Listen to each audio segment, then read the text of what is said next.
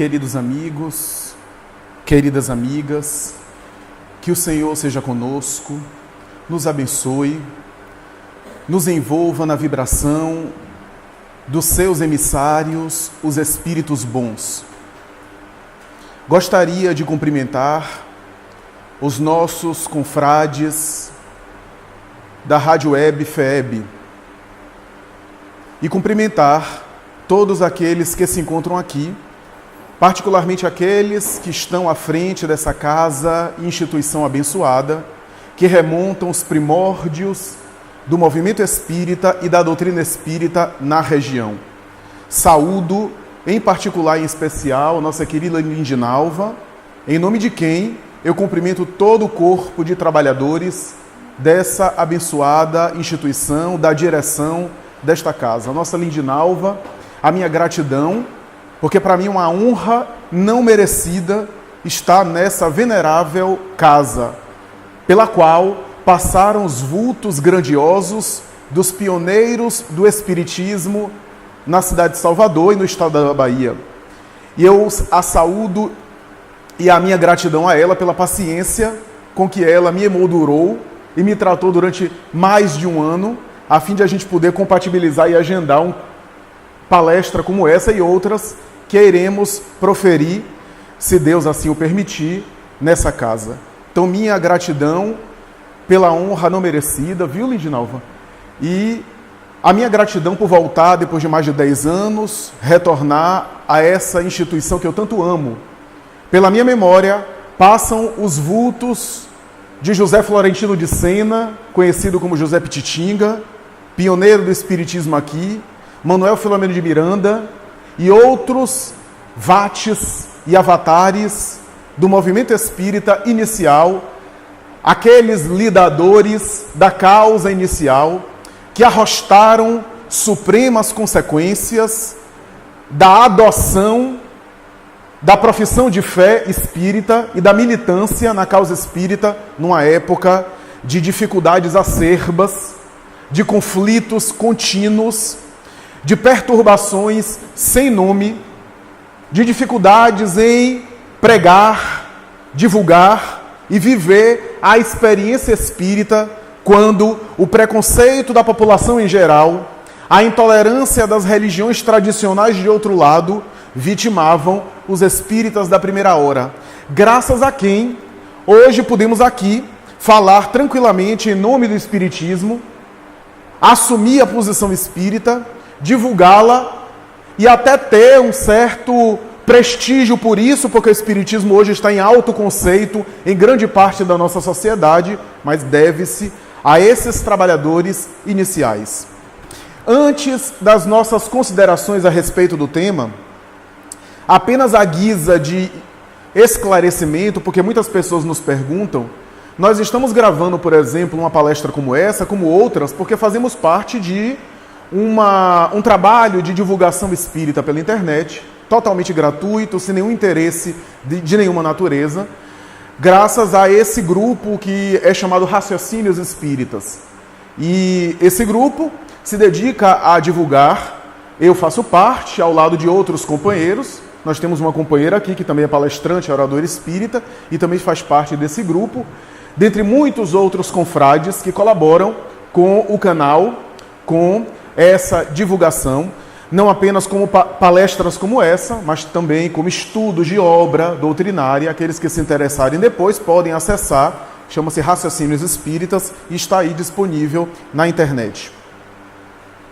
Teilhard de Chardin, o famoso pensador espiritualista e também filósofo do final do século XX, examinando a sociedade da atualidade, sociedade na qual ainda vivemos, e cujo paradigma que ele examinou ainda não foi superado, ainda não foi ultrapassado, ao fazer uma análise bastante sábia dos tempos atuais, ele estabeleceu o seguinte: o grande erro na atualidade, seja nas religiões e mesmo nas religiões, seja fora das religiões, é acreditar e divulgar que nós somos seres humanos vivendo experiências espirituais.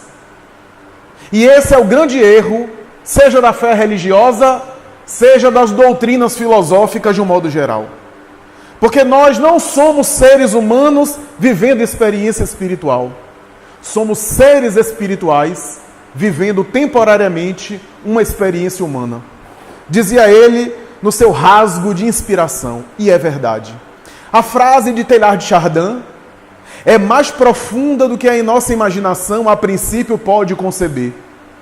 Porque, em verdade, nos tempos atuais, graças ao avanço do conhecimento científico, que em parte foi desconstruindo a matéria, foi desconstruindo a ilusão do passado, de achar que a vida acaba com a morte, e de alguma forma caminhar na direção das tradições religiosas, superando as superstições da religião, superando o fanatismo da fé, superando a ingenuidade das crendices, mas também caminhando na direção de uma espiritualidade legítima, ao lado de doutrinas religiosas que também evoluíram, inclusive a doutrina espírita, que conseguiu produzir na sociedade esse amadurecimento espiritual. A verdade é que ainda em nossa sociedade atual, o materialismo chafurda nas águas da espiritualidade e tenta sobreviver. O materialismo se debate nas suas últimas manifestações estentóricas. O materialismo ainda grita, tentando sobreviver e se agarrando à sociedade atual.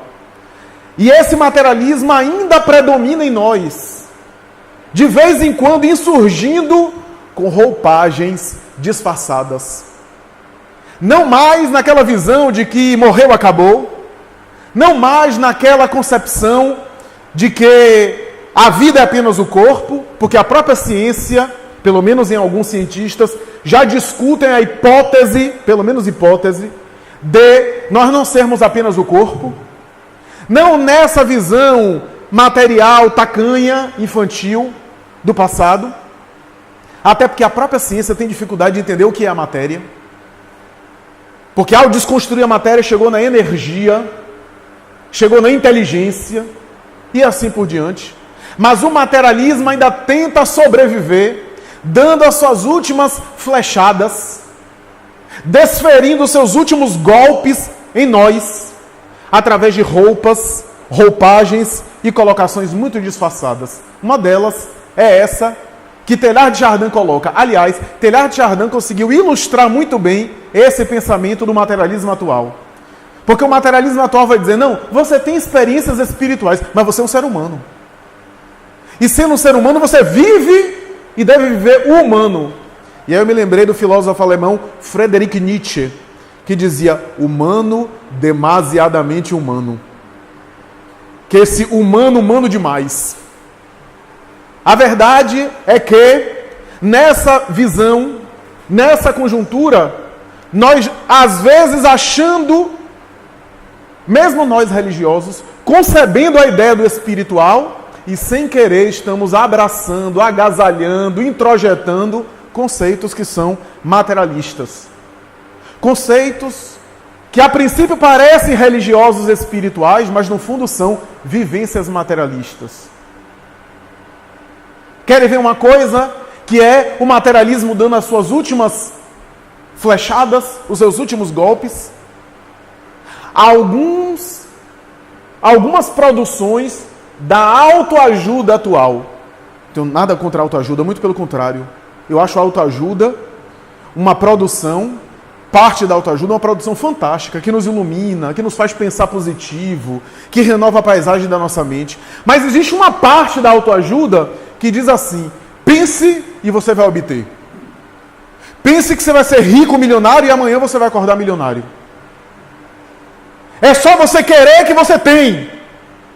E é uma autoajuda toda materialista, que ilude-nos a respeito de querer coisas materiais, ou de direcionar o pensamento apenas para a vivência imediata. Não que a gente não deva se preocupar com as coisas materiais, nada contra. Não iremos aqui satanizar, demonizar o lado material. O lado material são as experiências das coisas. A vivência como meio, mas não como fim. Não como finalidade da vida. A finalidade da vida não é ter mais, é ser mais. O ter é importante porque as coisas nos ajudam enquanto recursos em prol do progresso. Mas são realidades neutras. O recurso que a gente dispõe pode comprar o remédio ou pode produzir uma bomba. O recurso é neutro. O direcionamento que se lhe dá é que vai torná-lo fomento do progresso ou arma de destruição. A verdade é que nesse cenário, nós trocamos o ser pelo ter. Não podemos negar que hoje a linguagem, grande parte da nossa sociedade, é a linguagem do dinheiro. Vivemos uma vida isolada, individualista, e para dar conta do nosso medo e da nossa insegurança, eu tenho que ganhar muito dinheiro, porque para não precisar de ninguém. Eu estava refletindo isso outro dia. Há algumas épocas passadas, era muito comum uma mulher, por exemplo, engravidava em casa, e aí ia para a casa dela cunhada, sogra, mãe, prima, um monte de mulher para ajudá-la no bebê, a dar conta. Então, quando ela descansava, uma pegava, depois outra pegava, se revezava. Hoje, a mulher, quando fica grávida, fica desesperada. Porque cada um está tomando conta do seu rumo, da sua vida. E para isso é necessário ganhar muito dinheiro para dar conta. Porque é uma sociedade individualista. É uma sociedade em que cada um deve dar conta de si. É uma sociedade que gera a ilusão de que você não precisa dos outros. Que os outros não precisam cooperar. Não é ser dependente dos outros, é diferente. É reconhecer que existe uma lei, conforme diz o Espírito Emmanuel, de cooperação. Uma lei do universo, no mundo material e fora dele. Mas é essa sociedade materialista. Em nome da religião, dê conta de você. Você é responsável pelo seu destino. Você pode fazer o que você quiser. Pense, você vai conseguir. Não é tão simples assim. A força do pensamento é uma das forças mais poderosas do universo. Mas é óbvio que o nosso pensamento tem limite. Se não vou pensar aqui agora destruir tudo, vocês acham que o meu pensamento, o meu capricho vai submeter o universo todo ao meu pensamento? Não é bem assim. O pensamento tem uma força incrível ao nosso progresso, em favor do nosso progresso. O que não significa dizer que a pessoa não deva se preocupar com a sua sobrevivência, não deva se preocupar com uma previdência, com a precaução, não deva se ocupar das questões do mundo, das questões civis, materiais, sociais, mas não como finalidade. Então nós vemos hoje em dia essa tendência, a tendência de sempre evitar qualquer desconforto. Eu costumo dizer que é a sociedade do Rivotril. Nada contra o Rivotril para quem precisa de prescrição médica para tomar. Mas é uma sociedade que qualquer coisa tem que tomar um remedinho, porque eu não posso sofrer. Quer dizer, minha mãe morre e eu não posso sofrer. É saudável que a pessoa se entristeça.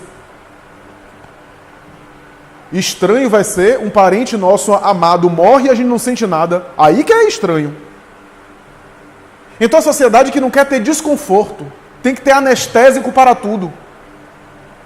Tem que ter anestesia, analgesia para tudo. Repito, não é que a gente não possa usar medicamentos que estão aí para aliviar as nossas dores. Mas é uma sociedade intolerante a qualquer desconforto. Você pega um filho para tocar piano, para fazer aula de piano, ele começa a tocar piano, daqui a pouco o dedinho está doendo. Ah, está doendo, para, não toque mais não. Qualquer pianista sabe que para conseguir a técnica, precisou de esforço. Qualquer intelectual sabe que para produzir uma tese de doutorado, precisou fosforizar muito o cérebro. Esforçar-se.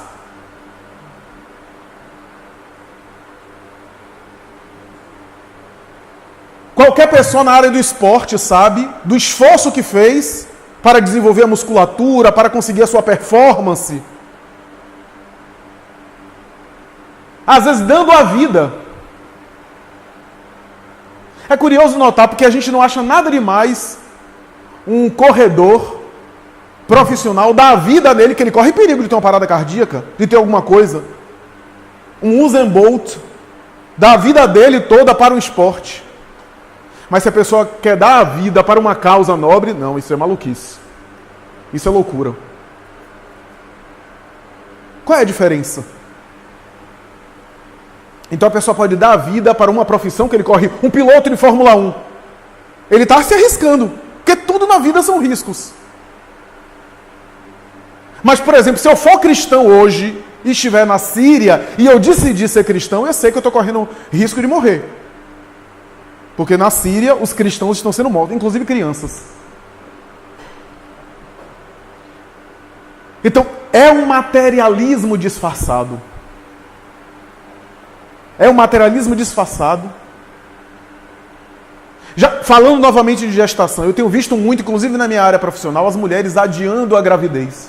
Querem muito ser mães e adiando demais a gravidez, porque tem que ter muito dinheiro, porque senão...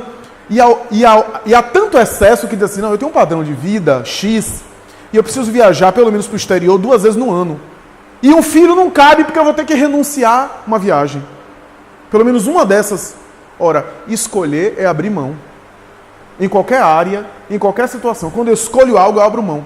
O que eu tenho visto não é a mulher que sinceramente não quer experimentar a vivência da gestação, da maternidade, e não tem nenhum problema nisso.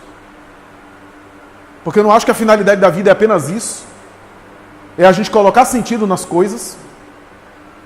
Porque se eu não coloco sentido nas coisas, as coisas não têm sentido para mim. Mas é aquela pessoa que quer e fica adiando, e eu vejo às vezes dolorosas frustrações e sofrimentos. Porque chega a determinado período, aí já tem mais dificuldade, pensando no financeiro, e eu tenho visto coisas dramáticas. Mulheres com 42, com 45, agora querem ser mãe, recorrem aos tratamentos, às vezes mesmo assim é difícil. E aí já não importa o financeiro, gastam fortunas em clínicas de reprodução, porque aí já não importa mais, mas já está no limite, com dificuldade de saúde. Como eu costumo dizer, se você for botar na ponta do papel para ter filho, a humanidade acaba. É natural. Porque não é investimento, é doação. Aliás, qualquer opção. O livre-arbítrio existe antes de escolher. Quando eu escolho, eu já limitei o livre-arbítrio. Porque se eu tenho um suco e uma água aqui, eu escolher uma, eu escolhi, eu limitei. Ainda que depois eu volte atrás e bebo outro. Então, na área da religião, os nossos tratamentos espirituais, nada contra, pelo contrário, a misericórdia divina, a fluidoterapia, a assistência do mundo espiritual sobre nós. Mas o que é que a gente está fazendo do passe e do tratamento espiritual? A gente está indo para o tratamento espiritual, para o passe, para ganhar dinheiro. É porque eu estou mal financeiramente, eu vou tomar uns passes aqui para melhorar a minha vida. Não, lá em casa o negócio está complicado, então vou fazer um tratamento espiritual para o meu filho se comportar. Não que isso não seja importante.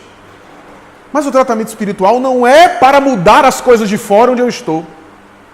É para me fortalecer a lidar com as coisas. Não é resolver os problemas de fora. É nos ajudar a crescer com os problemas, porque às vezes os problemas são parte da solução. Aquilo que constitui dificuldade para nós, muitas vezes são recursos que a providência coloca em prol justamente da paz que a gente quer. Que não é uma paz de ninguém me incomodar. Então, até na relação religiosa, a gente está vendo isso. Já notaram como é muito comum? Os centros espíritas, inclusive em nosso movimento. Então, a pessoa só recorre, a gente vê aquela pessoa há não sei quantos anos, aí quando volta não sei quantos anos depois, por quê? Porque está com algum outro problema material. Então, de 10 em 10 anos ela volta, porque outro problema material surgiu. Como se a religiosidade servisse para resolver os problemas materiais. Problemas materiais que sempre existirão. A gente supera um agora, porque a vida física é assim. A vida física, a matéria está se consumindo o tempo todo. A gente compra um objeto novo, já está se desgastando. O corpo nosso está saudável, mas está se modificando. A matéria se depaupera ao longo do tempo. Está se depauperando.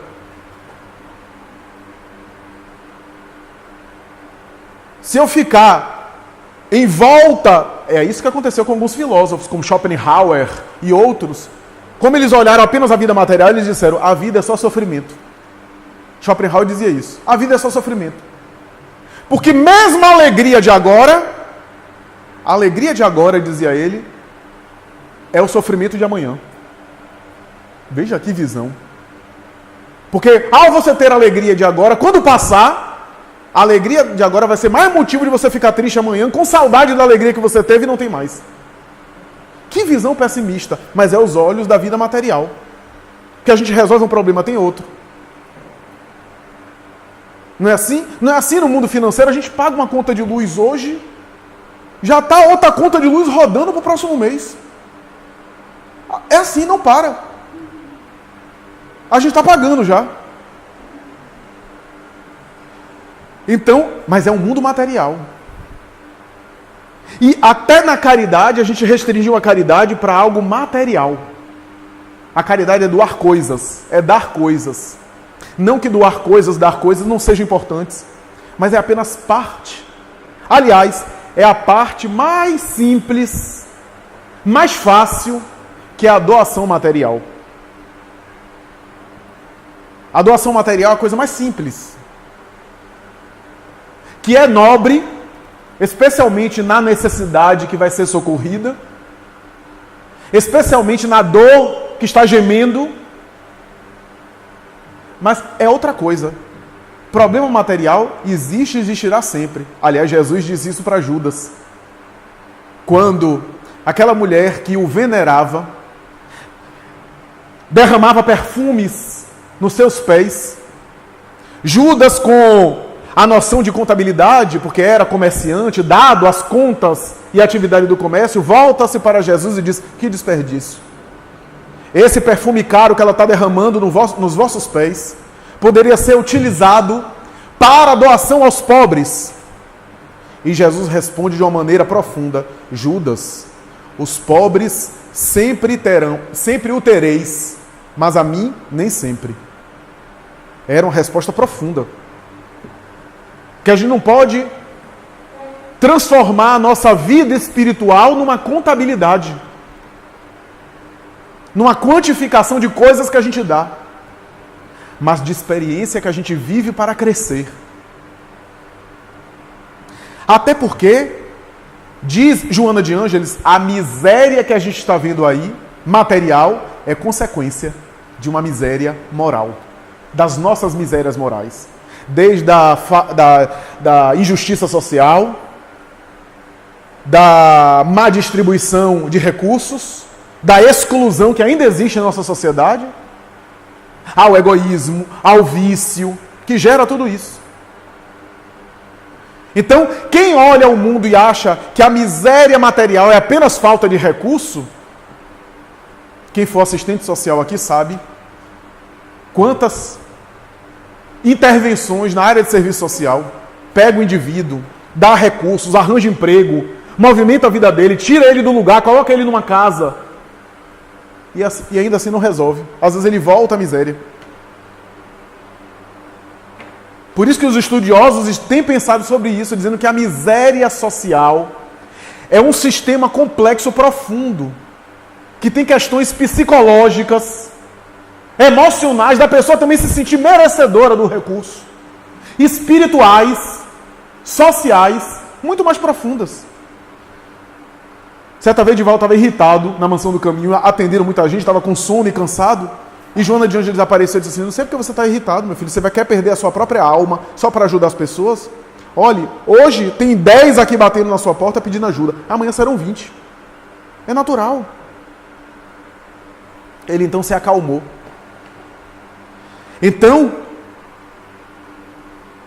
essa noção, Chico Xavier certa vez contou que, Elias Barbosa, o doutor Elias Barbosa contou certa vez, e a mim me impressionou esse caso, que Elias Barbosa era um grande médico de Minas Gerais, amigo de Chico Xavier, e certa vez, ao chegar no seu consultório de médico, ele viu, ali em frente à entrada do consultório, um mendigo deitado. No gesto de generosidade, ele abriu o consultório, estava cedo, colocou o indivíduo, deu água para ele, atendeu, etc. E resolveu ajudar aquele homem. Foi tomado de uma compaixão. Resolveu ajudar. Ajudou como pôde, encontrou um albergue para o homem, conseguiu dar recurso, comida, conseguiu, através das relações que ele tinha, um emprego para a pessoa. E certa vez Chico Xavier disse para ele: meu filho, ajude o nosso irmão o quanto você puder, mas não tenha grandes esperanças em relação a ele. Sabe por quê? Eu vou lhe dizer, esse nosso irmão, em outras encarnações, abusou muito dos recursos e dos valores. E ele não se sente merecedor disso. Traz uma consciência de culpa tão grande que não se sente merecedor. No dia que ele marcou com o indivíduo que ele deveria comparecer no consultório dele para encaminhá-lo ao emprego, para ele começar a trabalhar, o homem sumiu e não apareceu mais. Então vejamos que é mais profundo do que essa religiosidade material apenas. Porque na visão material a gente quer resolver as coisas de maneira imediata, de maneira repentina. Até na luta contra o mal, a gente levanta armas do mal. Eu citei ontem uma palestra que tem uma mensagem do livro Sinal Verde, do Espírito André Luiz, por Chico Xavier, que ele diz assim: não grite contra a escuridão, acenda uma luz. A gente não deve lutar contra o mal com violência. Não é assim que a gente vai destruir, aspas, o mal. Porque o mal não vai ser destruído. O mal vai ser transformado. Porque o mal é uma forma de ignorância. É uma espécie de ignorância. Por que eu estou dizendo isso? Porque às vezes até nós religiosos, e a gente fez isso no passado de maneira muito mais cruel, cruzadas, guerra santa, como se alguma guerra fosse santa. E mais tarde, a gente vê isso até no nosso movimento. Eu tenho visto espíritas, em nome da verdade espírita e da causa, perseguindo os outros. Porque o irmão está errado, e a gente tem que ter amor pela causa, destruindo os outros, terceiros. Olha, se a causa é tão fraca assim, que precisa de defensores humanos, é porque não é uma verdade. A verdade não precisa de defesas, porque ela brilha, mesmo que a gente não queira. No passado, alguns espíritas caíram nessa, de caça às bruxas. E a grande maioria se deu mal. Que, aliás, foi o próprio erro de Judas também. O Espiritismo vem nos ajudar a entender essa realidade material, sofisticada, esse materialismo nosso, que é como se fosse uma névoa. Emmanuel, através de Chico Xavier, chama de neblina carnal. Ele vai dizer que a gente no corpo físico tem uma espécie de neblina. Ou seja, a neblina, aquela coisa turva, aquela fumaça, impede a gente de ver as coisas de maneira clara. E ele diz que nós estamos numa neblina carnal, que impede a gente de ver as verdades espirituais com clareza. Só com muito esforço para romper essa neblina carnal. Porque o próprio corpo biológico tem os seus impulsos, tem as suas necessidades, que perturbam o ser espiritual que está ali mergulhado. Há uma influência da matéria sobre o corpo, diz Allan Kardec em O Livro dos Espíritos. E por isso mesmo os homens notáveis, homens e mulheres notáveis, tiveram que se esforçar para transcender e romper com essa neblina carnal. Essa neblina carnal do materialismo muitas vezes nos confunde e a gente troca alhos por bugalhos.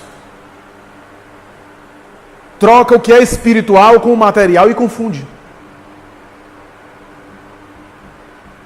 Nas nossas relações, na ideia que a gente tem pessoas, que as pessoas são nossas. E portanto, se são nossas, quando as pessoas morrem, se separam, se afastam, não querem mais a convivência, nós perdemos. Porque da mesma forma que a gente perde objetos, porque são pertences, se as pessoas são pertences nossos, nós perdemos-las. Olha que coisa que a gente se envolve. E parece que a sabedoria da vida é interessante, né? Porque permite, às vezes, uma intimidade para depois a gente desapegar. Por quê? Porque nas relações mais íntimas a gente começa a se sentir dono do outro. É assim, por exemplo, na relação com o filho. Como aquele indivíduo, nosso filho, foi cuidado por nós, foi direcionado, a gente cuidou desde o começo, educou, direcionou, a gente tem uma sensação que aquilo é propriedade nossa. Porque o amor cuidado dá isso, dá essa sensação. E aí o poeta Gibran Khalil Gibran vai dizer: vossos filhos não são vossos filhos. Eles são filhos da ânsia da vida por si mesma. Vêm de vós, mas não são de vós. Que poesia maravilhosa, né? O que é seu, não é seu. Poesia diz tanta coisa em poucas palavras. O Espiritismo vem nos ajudar. Porque o conceito do Espiritismo, isso é, Kardec definiu a doutrina espírita nas seguintes palavras: ciência que estuda a origem, o destino e a natureza dos espíritos e as relações que existem do mundo espiritual com o mundo material. Esse é o objeto de estudo da doutrina espírita. As relações entre o mundo material e o mundo espiritual. Então o Espiritismo nos ajuda a entender que somos seres espirituais, seres imortais, que nada se perde aos olhos do Espírito. Isso que é otimista, confortador. Porque a visão pessimista vai dizer assim, como diz Emmanuel, né? Emmanuel vai dizer o seguinte: se você olha as coisas apenas com o olho material, você vai perceber que tudo no mundo ou está morto ou vai morrer. Olha que visão pessimista. E de fato, tudo no mundo que você olha, material, ou está morto, ou não tem vida, ou um dia vai morrer. Meu Deus, só tomando um antidepressivo. Mas essa é a visão material. É a visão do mundo físico. A visão do mundo físico, a mentalidade do mundo físico nos dá todos os motivos para sempre estar insatisfeitos. Porque eu compro um celular que é da última geração, na semana seguinte tem um melhor. Eu compro um carro, sei lá, eu não entendo de carro, uma BMW. Aí o meu vizinho compra uma Ferrari. Meu carro que me satisfazia tanto, que era maravilhoso, agora parece tão xoxo, tão sem graça quando eu olho o carro do vizinho. Por quê? É a visão material. Porque na visão material a gente compara aquilo que não está disponível. Sempre na necessidade de querer mais. A gente nem satisfaz-se com o que tem. Então, a espiritualidade legítima apresentada pela doutrina espírita. O espiritismo vem propor uma espiritualidade verdadeira, de dentro para fora, que não está limitada apenas a eu pegar coisas e doar. Porque eu posso doar coisas e ser profundamente apegado ao meu ego. Eu posso dar uma cesta básica, mas não dar o perdão. Eu posso oferecer um donativo, mas não ceder na minha vaidade. As ações materiais são recursos que a gente tem para se trabalhar e desenvolver o nosso altruísmo. É uma ginástica do espírito. Não é que não sejam importantes, são importantes. Porque os necessitados que estão aí, que são irmãos nossos em iluminação também, porque eles estão em processo de iluminação, eles estão passando pela prova, e ao a gente dar uma ajudinha a eles, porque sem a nossa ajuda eles também sobreviveriam, nós aprendemos e crescemos com eles, e treinamos solidariedade. Até porque não sabemos o dia de amanhã, não sabemos se iremos viver experiências semelhantes, ou se já o vivemos em algum momento. Então, a espiritualidade legítima não é para obter benefícios materiais. Em um diálogo memorável de Allan Kardec com o Espírito de Verdade, incerto em Obras Póstumas, o seu guia espiritual, o Espírito de Verdade lhe responde mais ou menos assim, quando ele diz: tu vai me proteger? O Espírito de Verdade diz que sim, que a proteção se estenderia sobre ele. E ele diz: mas eu tenho condição de levar a missão adiante. O Espírito de Verdade diz que ele tinha capacidade, mas que não era garantia. E que se ele falhasse, Deus não repousa a sua obra exclusivamente na cabeça de um homem, e outra pessoa o substituiria. E Kardec, então, para finalizar, pergunta: ele estava passando por grandes problemas financeiros, um parente dele quase levava ele à falência, o professor já sofria naquela época, né? E ele com grandes dificuldades, e ele perguntou: a vossa proteção se estende também às minhas questões materiais? E o Espírito respondeu: sem sombra de dúvida, não se preocupar com isso seria não te amar. Então, os espíritos fecham os olhos e são insensíveis aos nossos desafios materiais? Não. Não. Apenas eles olham esses desafios como parte da solução. Porque, meus amigos, em algumas situações, a gente vê, por exemplo, grandes desafios materiais. A pessoa só vive a vida inteira apertada, com dificuldades financeiras, com grandes conflitos, indo para o centro, colocando o nome na vibração, para melhorar a vida material. E o guia espiritual diz assim: tomara que continue com o nome no Serasa, no SPC, continue mal financeiramente, porque nas últimas 5 encarnações, quando ele teve dinheiro, ele fez cada besteira, que tomara, tá ótimo assim, apertado. Meus amigos, isso é uma visão masoquista de gostar de sofrer? Não. Ninguém quer viver em conflito. Mas há razões que escapam ao nosso entendimento. E enquanto nós temos necessidade de aprendizagem por aquela prova, a prova vai continuar existindo. Diz Emmanuel: a prova de fora é em função de uma necessidade de dentro. Quando os obstáculos internos são superados, o de fora já não tem necessidade mais de existir, por ausência de função pedagógica. Então, o que é que eu quero dizer com isso? É que a nossa relação com o espiritual não pode ser apenas material. A gente pode até pedir ajuda material, mas não apenas material. Oscar Wilde, o grande pensador e escritor, teatrólogo também, ele era um tanto irônico e um tanto debochado em relação à religião. Mas ele falou uma coisa muito verdadeira. Ele dizia assim: quer ver Deus te castigar? É só Ele atender todos os seus pedidos. Porque se Deus fosse atender todos os nossos pedidos, é só você pegar uma criança de 2 anos. Eu já falei isso em outra palestra, em outra casa irmã. Eu tenho um filho de 2, fez 3 agora.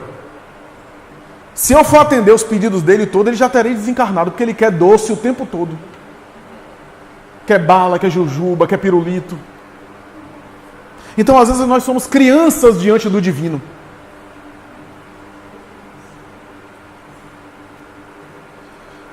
Allan Kardec vai dizer que Jesus é o guia e modelo da humanidade. Item 625 de O Livro dos Espíritos. Se Jesus é o guia e modelo, ele é a referência. Ele é o exemplo maior. Todos os outros são missionários que nos dão exemplos, que nos servem de estímulo, mas o exemplo maior é Jesus. Mais do que isso, naquela escala espírita, questão 100 em diante, Kardec vai dividir o desenvolvimento espiritual em 3 grandes grupos. Ele vai dizer que isso não tem nada de absoluto, porque entre um grupo e outro há infinitas gradações. Porque cada criatura é uma.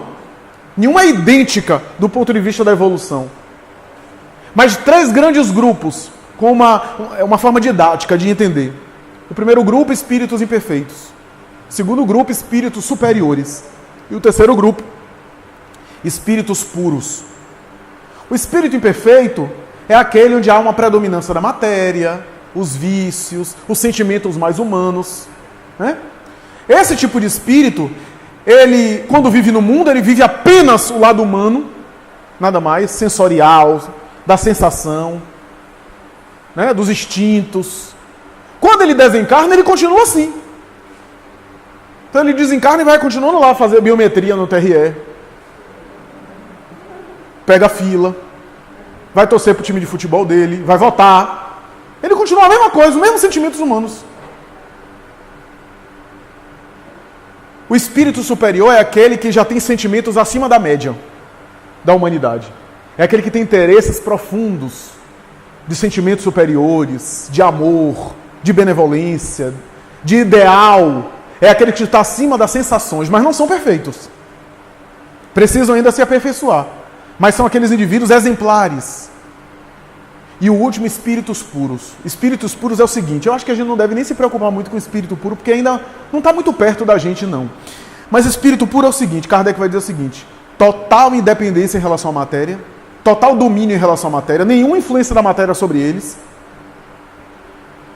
E na Revista Espírita, Kardec chega a dizer, o espírito puro, por assim dizer, se tornou infalível. Infalível. Seja no mundo espiritual, seja no mundo material. E Kardec vai dizer, Jesus está nessa classe. Aliás, mais do que isso. No Livro dos Médiuns, ele vai chamar Jesus de o espírito puro por excelência. Em A Gênese, ele vai dizer, ele é tão puro que ouso imaginar que não tinha necessidade de ter auxiliares espirituais para entrar em contato com Deus. Ele próprio estava em contato direto com a divindade. Então não é para qualquer um. Então quando a gente fala, mas Jesus também era humano, chutou a cadeira, expulsou os vendilhões do templo com chicote. É porque a gente ainda entende Jesus com a nossa humanidade. A gente não consegue entender Jesus na dimensão humana que ele teve. Aliás, eu ouso arriscar que talvez nem humano ele fosse mais. Porque a experiência hominal humana também é uma fase do espírito, não é a última. Talvez, aqui como hipótese, ele já havia ultrapassado a experiência humana. Então, é interessante a gente pensar nisso. Porque eu não posso acreditar que Jesus era mais humano e mais apaixonado do que alguns que foram discípulos dele. Porque eu não via isso em Irmã Dulce, chutando cadeira, pegando chicote para os outros. E aqui para nós, de Irmã Dulce para Jesus há uma distância incomensurável, com toda a veneração que a gente tem por ela. Chico Xavier, aquela mansidão, tranquilo. Então a gente não pode achar que Jesus era pior do que os seus servidores. Porque todos esses são servidores dele. É porque a gente não compreende ainda. Jesus preferiu morrer diante de Pôncio Pilatos a se defender, a sequer se defender. Então, não é para qualquer um. Enquanto as religiões querem prometer o reino dos céus feito de mansão e de riquezas materiais, ele dizia, o Filho do Homem não tem uma pedra para colocar a cabeça. Não era fazendo apologia da miséria, não era isso. Era para dizer que com dinheiro, com recurso ou sem dinheiro, o mais importante é estar em paz. É ser pleno. Até porque, se você está em paz, até ele ajuda você a ganhar dinheiro. Você em paz.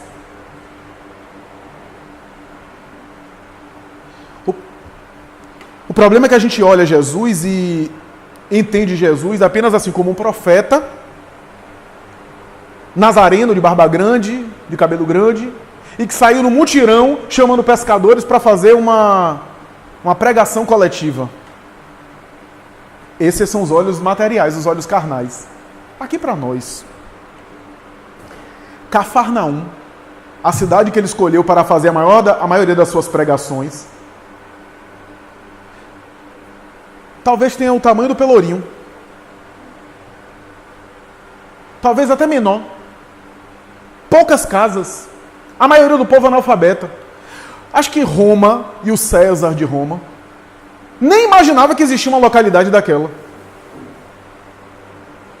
Ele chama pescadores analfabetos. Tanto é que os próprios discípulos não entenderam a princípio. Diz Humberto de Campos Espírito para o Chico Xavier que André, o irmão de Pedro, diz assim, reino dos céus aqui em Cafarnaum?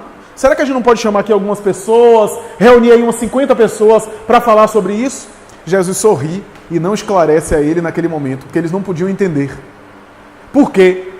Porque se você olhar Jesus com os olhos materiais, você não vai entender. Mas se você olhar Jesus com os olhos do Espírito, os olhos da imortalidade, você vai perceber que ele não estava falando àqueles pescadores. Ele está falando a espíritos. Joana de Ângeles vai dizer, a sua ação no mundo naquele momento não estava convocando pessoas para aquele momento, mas estava chamando os futuros colaboradores da sua mensagem ao longo dos séculos. Porque ele sabia que a transformação do mundo se daria aos poucos. Porque se você acha que a gente vai evoluir apenas por decreto de lei, é só que no Brasil a gente colocar na Constituição Federal, primeira lei, primeiro artigo, todo mundo vai ser agora fraterno com todo mundo, amoroso. Segundo, não vai ter mais miséria. Vai dar certo? Não vai. Porque ninguém evolui por uma imposição legal. As leis são importantes para regular o mínimo possível, para evitar o pior. Porque sem lei talvez seria o caos. Mas a humanidade não vai evoluir por um sistema político. Quem acha que o mundo vai se transformar em regeneração nas próximas eleições, vai cair do cavalo.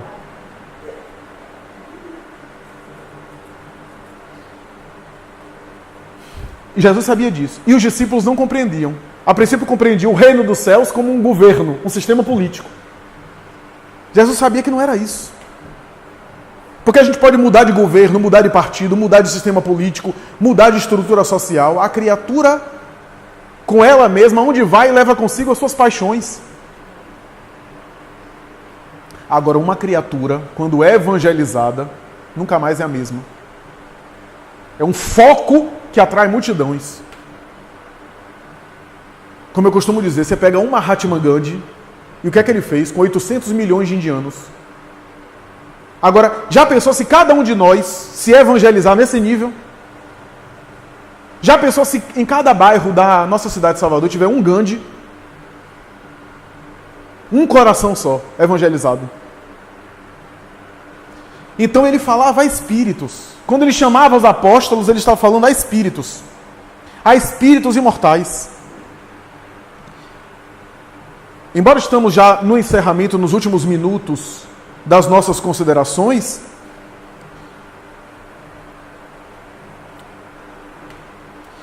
Emmanuel, na obra Há 2000 anos, reencarnado na condição do senador Públio Lentulus, Públio Cornélio Lentulus, aquele homem que era um dos mais importantes do Império Romano, que teve o processo de Jesus nas mãos, que podia interferir e não fez.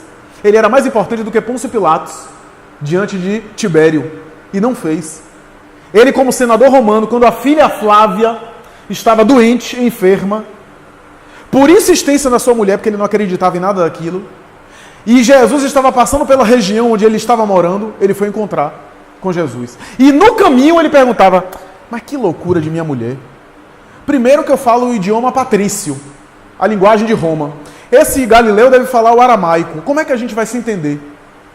Já começa com essa dificuldade.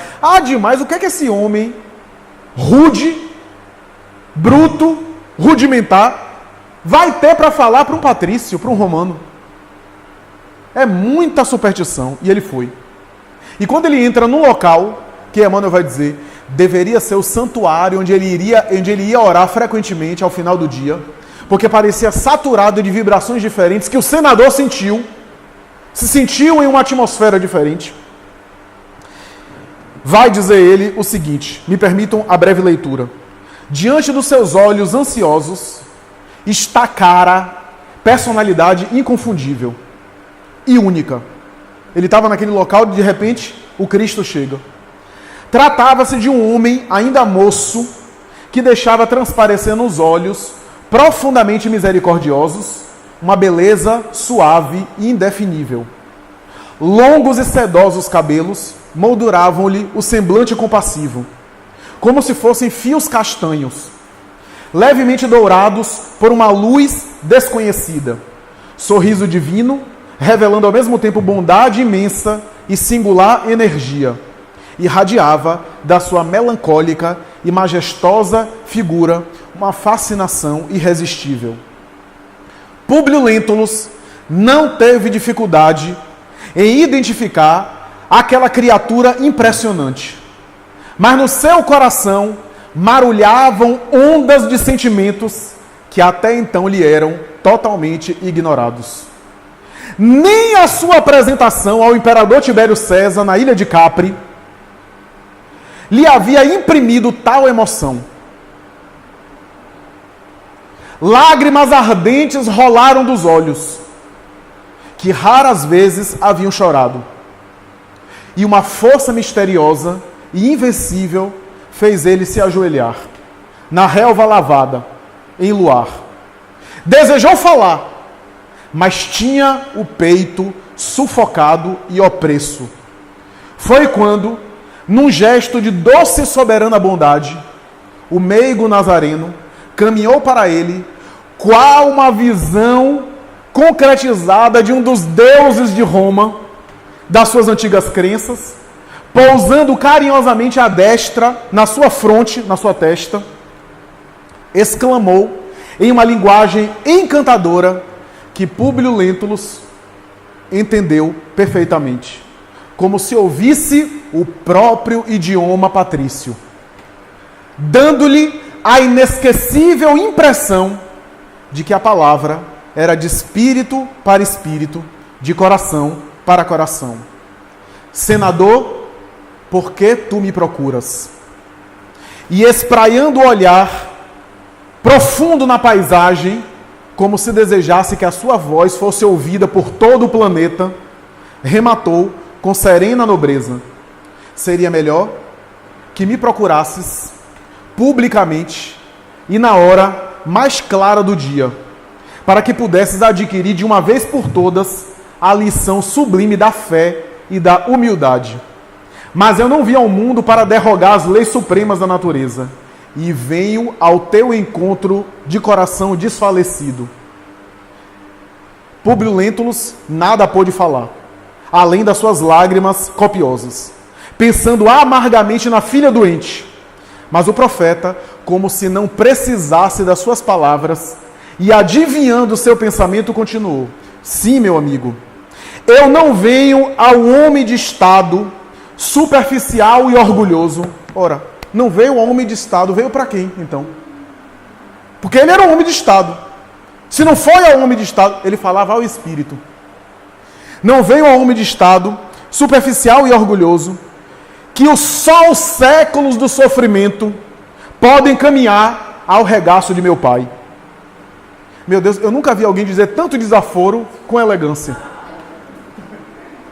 Venham atender às súplicas de um coração desditoso e oprimido. E ainda assim, meu amigo, não é o teu sentimento que salva a filhinha leprosa e desvalida pela ciência do mundo. Porque ainda tu tens a razão egoísta e humana. Sim, é a fé e o amor da tua mulher. Porque a fé é divina. Basta um raio só de suas energias poderosas para que se pulverizem todos os monumentos das vaidades da terra. Comovido e magnetizado, o senador considerou intimamente que seu espírito estava em uma alucinação, em um sonho, e o estranho Nazareno, adivinhando-lhes os pensamentos, disse: não, meu amigo, não está sonhando. Exclamou meigo e enérgico. Parêntese.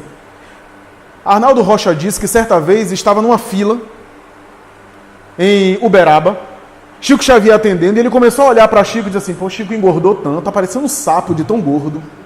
E quando acabou a reunião, disse: e aí, Chico, como é que você se sente? Meu filho, eu não me sinto muito bem não, tô parecendo um sapo de tão gordo. Pense em uma coisa perto de Chico, ele pescava. Agora imagine Jesus. Depois de longos anos de desvio no caminho do bem, encontras hoje um momento precioso para a regeneração da tua vida. Está, porém, no teu querer aproveitar agora ou daqui a alguns milênios. Olha a compreensão de alguém que é maduro. Você pode agarrar agora ou daqui a alguns milênios. Porque quando a gente, às vezes, na nossa imaturidade, a gente quer que o marido, que a esposa, que o filho mude agora. E às vezes ele está 500 anos, ela está 500 anos naquela conduta, não vai mudar agora. Vai ainda demorar uns 300. Está no teu querer. Soa para o teu espírito, nesse momento, um minuto glorioso no relógio da eternidade. Se conseguires utilizar a tua liberdade para que seja ele, em teu coração, um cântico de amor, de humildade, de fé, na hora indeterminada. Humildade, pensou o senador. Que credenciais esse homem apresentava para lhe falar assim, ele que era o senador do império? Pensou, mas não falou. No minuto, pensou nas cidades de Roma, nos deuses, nas glórias, nos poderes. Todos os poderes, respondeu o meigo Nazareno, do teu império são muito fracos. E todas as suas riquezas são bem miseráveis. E continua falando. Quem quiser depois veja a continuação do diálogo, que é lindíssima. O que é que eu quero dizer com isso? Que o amor em Jesus é mais profundo. Como eu falei em outra palestra, o amor de Jesus é uma experiência que você se ilumina. Eu sempre digo, quando nós desencarnarmos, aqueles que são palestrantes, por exemplo, Jesus não vai dizer assim, quantas palestras você fez, quantas vezes você foi na FEB ou foi na outra casa. Não, não é uma matemática.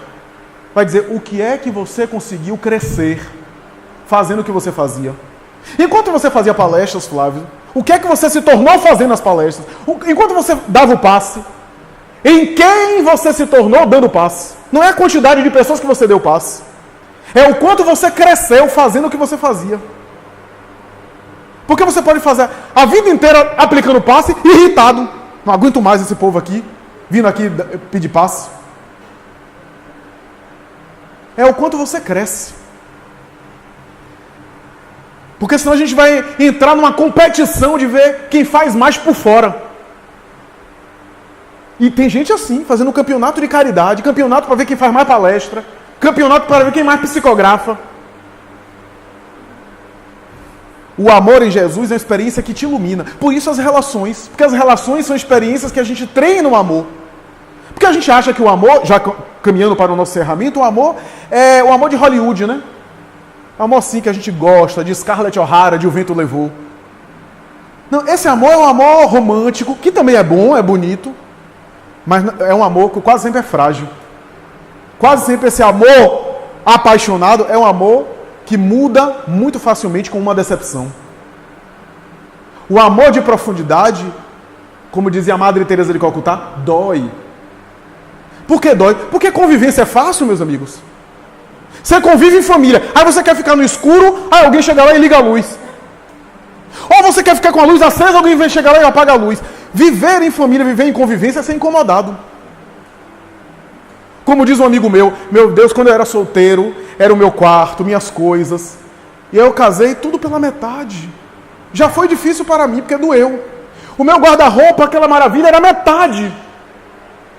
Com 2 anos de casado, 25% do guarda-roupa era meu. Com 10 anos de casado, minha roupa era um grampo atrás da porta do banheiro. Porque ela tomou conta de todo o guarda-roupa. Enfim, por quê? Porque a convivência exige de nós dividir. E dividir é bom? É difícil. Ceder é difícil. Então, meus amigos, para concluir, nós iremos entender apenas alguns lances da experiência depois do amadurecimento. Encerro as minhas palavras citando um trecho de Neio Lúcio na obra Jesus no Lar. Quando ele diz que um candidato para a verdade espiritual, que apareceu diante dele e instruiu para que ele tomasse o caminho a fim de encontrar as verdades espirituais, caminhou, peregrinou. E durante a peregrinação começou a encontrar tantos obstáculos que pensou em desistir. Orou a Deus e os anjos a proteção, fez a precaução da prece, teve o cuidado de orar. E parece que Deus achou que ele havia pedido o contrário.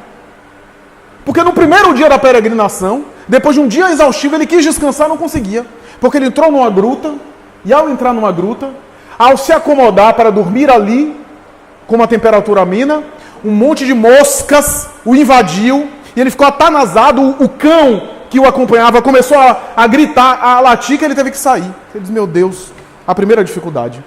Caminhou mais adiante, encontrou uma ponte, estava com sede. Ele disse, eu vou não apenas matar minha sede ali, mas descansar ali.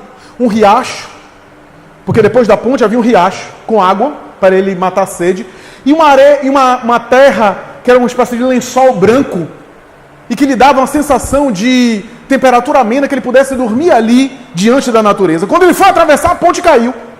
Ele disse, meu Deus do céu, só me faltava essa. Foi se recolher um arbusto de uma árvore ali próximo, se aconchegou na árvore, no arbusto, começou a chover, ele disse, agora sim, vou ficar aqui protegido. De repente, com os relâmpagos, com a chuva, a árvore tombou. Ele disse, e agora que deu. Foi adiante, no meio da chuva, o cachorro já não aguentando mais, encontra um casebre. Bate na porta, diz, agora eu vou receber ajuda. O homem que atende era uma grosseria em pessoa. Tratou ele rispidamente, xingou ele de palavrões, colocou ele para fora, quase a pontapés. E ele, revoltado, disse, eu realmente fui abandonado pela divindade. E quando foi se recolher ali mesmo, nas cercanias da casinhola, do casebre, para piorar a situação, o cachorro, diante dos relâmpagos que trovejavam, diante das manifestações naturais, o uivando com medo, saiu correr e deixou ele sozinho. Eles nem um cão tinha mais. Ele se achou perdido. E com a cabeça quente, com o mundo que parecia tombar sobre ele, ele desmaiou em sono, cansado.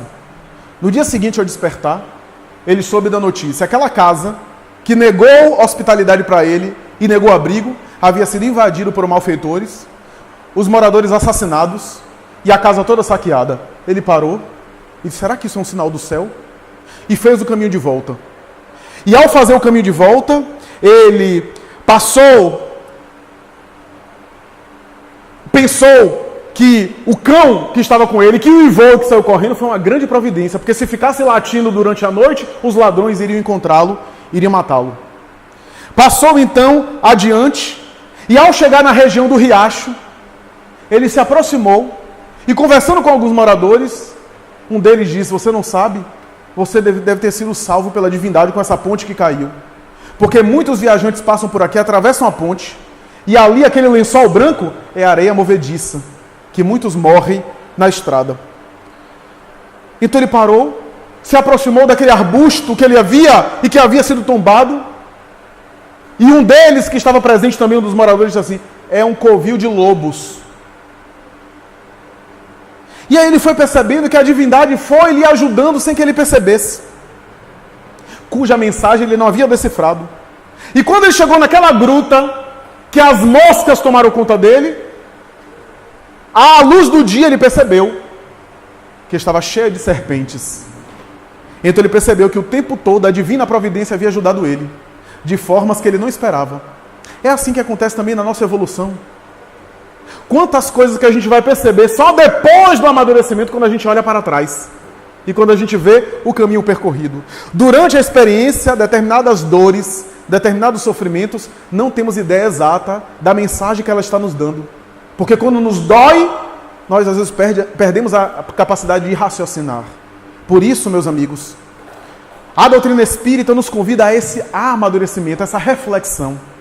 Agradecemos, portanto, a oportunidade de aqui estarmos, falando dessa doutrina nobre, que nos ilumina a consciência, repetindo o que José Silvério Horta disse em psicografia por Chico Xavier: Senhor, louvado seja, Senhor, na glória do lar celeste, pelo bem que nos trouxeste do Evangelho Redentor, na tarefa renovada que o teu olhar nos consente, de espírito reverente clamamos pelo teu amor, pobres cegos que fugimos, da luz que nos enleva, nossa oração rompe a treva, escuta-nos, mestre, e vem corrigir nosso passo, na tarefa corrigida, sustenta a nossa vida, na luta do eterno bem. Dá-nos, Jesus, tua bênção, bênção que conforta e levanta, para que a tua doutrina santa vibra pura e viva em nós.